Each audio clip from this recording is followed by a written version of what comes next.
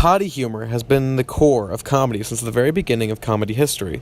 Well, it's time to flush away your curiosity about the origins of the toilet joke, because today we're talking about the origin of the porcelain throne. In the 11th century, bathrooms were built into buildings. They were called garderobes, which was another name for closet. Inside these rooms, they had chamber pots, which are bowls that were used to temporarily store waste. When the chamber pot was full, they would empty it into a deep hole in the ground, usually located in the garderobe. The garderobe was integrated into castles' defense walls as a level of defense. A weak spot would be put right under the spot where the pots were emptied. Unfortunately, this wasn't the final location for what would soon be the bathroom. Although most people were okay with dumping waste straight onto the ground into a hole, not all were. The Christ Monastery Church was one of those.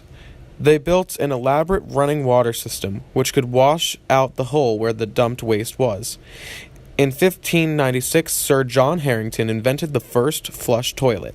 However, it took ages for this to catch on the account of the fact that it took 7.5 gallons of water per flush.